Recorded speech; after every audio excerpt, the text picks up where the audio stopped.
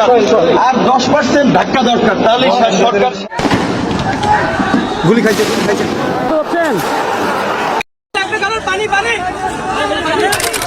Rifle ওটার পিছন দিয়ে আমাকে বাড়ি দেয়।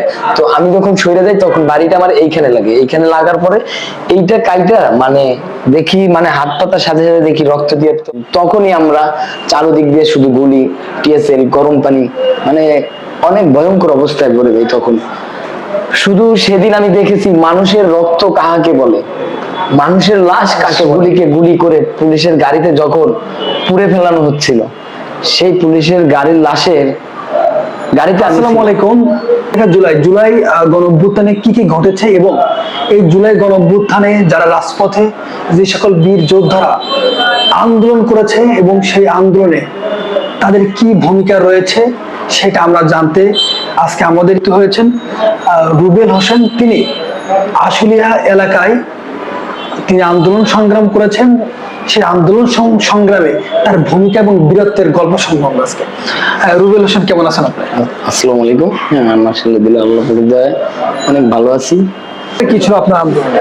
আমাদের প্রথমত ভূমিকা ছিল, আমরা প্রথম দিন যেদিন আন্দোলনে নামি সেদিন আমাদের স্লোগান ছিল তুমি কে আমি কে, রাজাকার রাজাকার। পরবর্তী স্লোগান হয়েছিল 4 তারিখে আমরা যখন মানে ভয়ঙ্কর আন্দোলনে চলে যাই, আশুলিয়া চারাবাগে বিভিন্ন রকম গার্মেন্টস গুলি যখন আমরা বন্ধ করে দিতে চাই, মানে ওই দিন গার্মেন্টস ফ্যাক্টরি গুলা বন্ধ করে দেওয়ার একটা ঘোষণা আসে, কিন্তু অনেক গার্মেন্টস ফ্যাক্টরি আন্দোলন বন্ধ রাখার জন্য গার্মেন্টস ফ্যাক্টরি চালু রাখার ক্ষেত্রে আমরা কি করি, কিছু গার্মেন্টস, যেটা সত্য কথা, আমরা ভাঙচুর চালাই। মানে এইভাবে হালকা পাতলা ভাঙচুর চালানোর পরবর্তীতে গার্মেন্টস শ্রমিকরা 4 তারিখে মানে রাস্তায় নামতে বাধ্য হয়। তো নামার পরে আমরা 5 তারিখে যখন আন্দোলন আপনার আশুলিয়া সাভারে, আমরা মানুষের মাথা দেখতে পাই।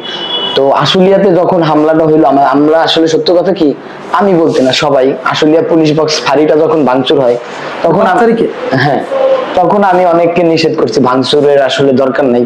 তো ওই পুলিশ ফাঁড়ি ভেঙে দেওয়া হয়, আশুলিয়া পুলিশ ফাঁড়ি ভেঙে দেওয়া হয়। ভাঙার পরে আমরা যে মিছিলটা নিয়ে আশুলিয়াতে আসি এবং টঙ্গাবাড়ি থেকে যে মিছিলটা আশুলিয়াতে আসে, দুইটা মিছিল আমরা একসাথে মানে একসাথে ঢুকতেছি আশুলিয়াতে। তখনই আমরা চারোদিক দিয়ে শুধু গুলি, টিএসএল, গরম পানি, মানে অনেক ভয়ঙ্কর অবস্থায় পড়ে যাই তখন। শুধু সেদিন আমি দেখেছি মানুষের রক্ত কাহাকে বলে, মানুষের লাশ কাকে বলে।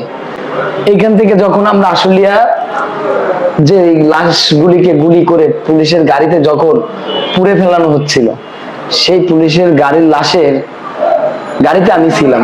সেই গাড়ি থেকে আমাকে টেনে নামিয়েছিল আমাদের যুব অধিকার পরিষদের সাইদুল। আল্লাপাক তার একটা চক্ষু নিয়ে গেছে, আল্লাপাক যাই করে ভালোর জন্য করে, আল্লাপাক তারে মানে সুস্থ রাখুক। আপনার কোনো ক্ষতি হয়েছিল কিনা? আমার যখন আমাকে গাড়ি থেকে সে টেনে নামায়, এই সাইদুল পা ধরে টান দেয়, টান দেওয়ার পরবর্তীতে সে আমাকে নামায় ফেলে। তো ওই পিকআপে ওই ভ্যানের ভিতর একটা লোহার মতো কি জানি ছিল, তো ওইখানে লাইগা আমার এই কপালটা ফাইটা যায়, এখনো দাগ আছে, এই যে এইখানে ফাইটা যায়। যাওয়ার পরবর্তীতে মানে আমি এরকম দলতে টলতে ঘোরার সাথে সাথে মানে বিছনার এসপি কাফি সাহেব ছিল, ওনার সাথে আরেকজন ছিল, মানে বন্দুক যেটা রাইফেল, ওটার পিছন দিয়ে আমাকে বাড়ি দেয়। তো আমি যখন সরে যাই তখন বাড়িটা আমার এইখানে লাগে। এইখানে লাগার পরে এইটা কাইটা মানে দেখি মানে হাত পাতার সাথে সাথে দেখি রক্ত দিয়ে তল হয়ে গেছে। তো একজন ব্যক্তি ছিল, উনি হয়তো ডিজিএফআই লোক হবে।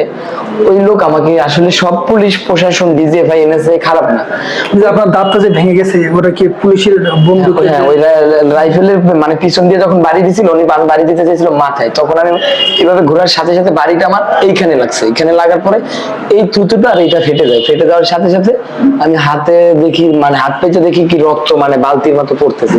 তখন আমাকে কোলে করে নিয়ে আপনার ওই মানে পুলিশ বক্সের ভিতর ঢুকানোর পরে ওখানে পানির লাইন থাকে, পানির লাইনটা অফ করে রাখছে। তখন তারা ভেঙে পেট্রোল মারা ছিল আমার শরীরে, মানে তেল ছিল আর কি, ওগুলো পানি মেরে ধুয়ে ফেলে। ধুয়ে আমাকে ওই ডিজিএফআই ওই ব্যক্তি আমাকে বলে তুমি তাড়াতাড়ি এখান থেকে চলে যাও। সে আমাকে জাস্ট শুধু একটা ব্যানার, রাস্তা থেকে ব্যানার একটা ছিঁড়ে আমার শরীরে মানে পেঁচাইয়া দেয়। তো ওই সাইদুল আমাকে নিয়ে চলে যায়।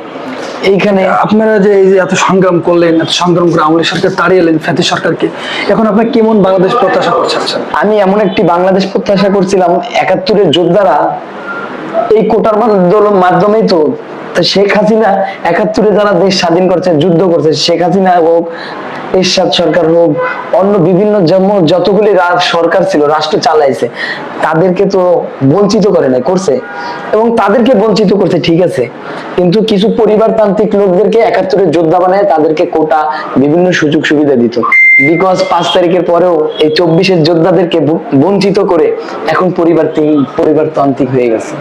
এখন এই জুলাই আগস্টে যে বই লেখা হচ্ছে, জুলাইয়ের যোদ্ধা বানানো হচ্ছে, বিভিন্ন জায়গায় আমরা দেখতেছি সুস্থ মানুষকে হুইল চেয়ারে বসায় রেখা বিভিন্ন মানে তালিকা করতেছে। আপনি গিয়ে দেখেন, আমি বুকে হাত দিয়ে বলতে পারি, কালকে যদি আমরা বলি 2-4-5 হাজার লোক আহত, যারা বঞ্চিত, তাদেরকে বের করে আনতে পারি। আমরা কথা বলছিলাম আশুলিয়ার একজন যোদ্ধা রবিউল হাসানের সঙ্গে। এই পর্যন্তই। অন্য এই ফিরে দেখা জুলাইকে নতুন পর্ব নিয়ে নতুন কারোর সঙ্গে, কোনো বীরের যোদ্ধার সঙ্গে আমরা আবারও আসবো। দেখতে হলো আমাদের পেজটাকে ফলো করে আমাদের সঙ্গে থাকুন। ধন্যবাদ।